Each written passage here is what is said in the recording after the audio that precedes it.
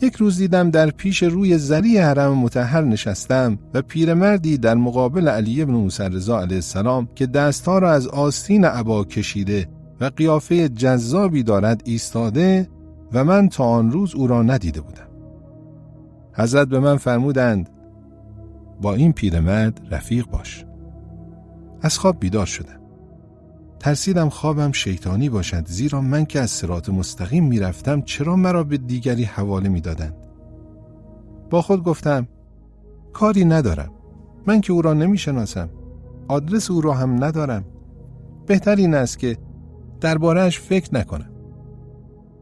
چند روز بعد در یک شنبه 3 ربیع الاول که با دوستم آقای حاج شیخ جیمه در گوشه مدرسه نواب مشهد نشسته بودم و کتاب عروة الوثقی را با ایشان مباحثه می کردم، دیدم پیرمردی وارد مدرسه شد و به طرف ما آمد و چند لحظه عمیق به من نگاه کرد. من ابتدا او را نشناختم، زیرا چند روز از آن خواب می گذشت، ولی بعد کم کم او را تشخیص دادم. این همان پیرمردی است که در خواب او را دیده بودم. اما به خاطر آنکه مبادا مرا از برنامه هم باز دارد و از لذایذ ارتباطی که با حضرت رضا علیه السلام و دین و خدا پیدا کرده بودم مانعم شود، ابداً به او توجهی نکردم. او هم وقتی با بی‌اعتنایی من روبرو شد از من گذشت و به حجره یکی از طلاب زنجانی که موقتاً در آنجا سکونت داشت رفت.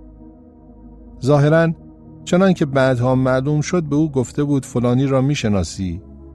او هم جواب داده بود بله، در میان مدرسه نشسته، صدایش میزنم خدمتتان برسد. مرا صدا زد، ولی او نمیدانست که من با این پیرمرد هیچ سابقه آشنایی ندارم جز همان خوابی که چند روز قبل در حرم دیده بودم. حالا آن پیرمرد مرا از کجا میشناخت خود معمایی بود که بعدها کشف شد. یعنی وقتی با او رفیق شده بودم و او را به استادی برای خود پذیرفته بودم میگفت 2 سال قبل ملهم شدم که باید با تو آشنا باشم.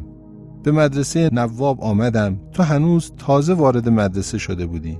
دیدم هنوز زود است رفتم و امسال آمدم.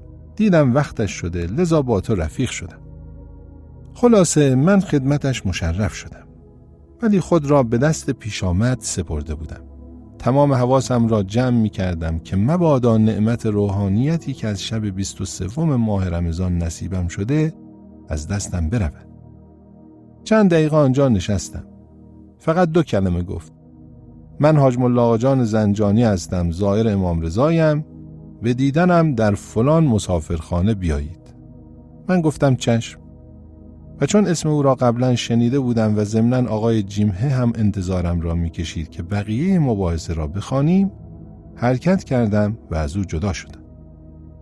روز بعد با تصمیم به آنکه سوالی از او نکنم به دیدنش در مسافرخانه نور رضا که آن موقع درب صحن نو علی بن موسی رضا علیه السلام قرار داشت با چند نفر از دوستانم رفتیم. او ما را موعظه می‌کرد. از اهمیت توسل به اهل بیت عصمت علیهم السلام سخن می گفت. توسل و ولایت خاندان عصمت را بزرگترین راز موفقیت می دانست. مضمون این شعر را که اگر خواهی آری به کف دامن او، برو دامن از هر چه جز اوست برچین، مکرر توضیح می داد و سفارش می کرد و می گفت از هر گونه بت پرستی و قطب پرستی و عقب مرشدهایی رفتن که از جانب خود به آن سمت رسیدن دوری کنید. ائمه معصومین ما علیهم السلام زنده‌اند، خودشان واسطه بین خدا و خلقند، آنها دیگر واسطه نمیخواهند. زیرا هر قطب و مرشدی را که شما تصور کنید دور از خطا و اشتباه نیست، در حالی که ائمه اطهار صلوات الله علیهم اجمعین اشتباه و خطا ندارند. آنها واسطه وحیند، آنها واسطه فیضند.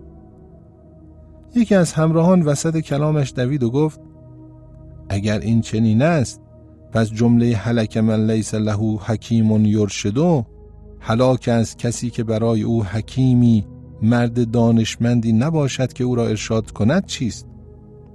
ایشان در پاسخ فرمودند اگر حدیث صحیحی باشد و از امام علیه السلام رسیده باشد منظور خود امام بوده است، زیرا در آن زمانها مردم با بی اطلاعی کامل خودسرانه به برنامه‌های اسلامی عمل می‌کردند. حتی در آن زمان مرجع تقلید هم نداشتند، چون خود ائمه علیهم السلام بودند. و شاید هم در این روایت راهنمایی‌های معمولی منظور باشد که البته در این صورت چنان که من الان با شما صحبت می‌کنم برای هر فردی مذکر و رفیق و استاد و مرشدی در راه رسیدن به کمالات لازم است.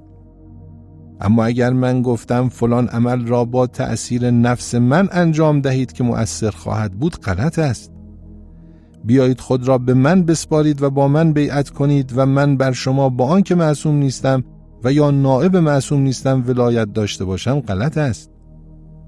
دیگری از همراهان گفت: شنیده ایم که روزی ملای رومی با شمس تبریزی در بیابانی می رفتند. به شط آبی رسیدند. شمس گفت یا علی و از آب گذشت، ولی ملای رومی در آب فرو رفت. شمس از او پرسید مگر تو چه گفتی؟ گفت همان که تو گفتی. شمس گفت نه، تو هنوز به آن مقام نرسیده که علی دستت را بگیرد. تو باید بگویی یا شمس و من باید بگویم یا علی. ایشان از نقل این قصه ناراحت شد، به دوست ما گفت: من برای شما حدیث و روایت میخوانم، شما برای من قصه میگویید؟ از خصوصیات علی علیه السلام این بود در زمان حیات دنیایش که امام همه بود دربان حاجب نداشت. حالا که از دنیا رفته و دستش بهتر باز است، واسطه لازم دارد؟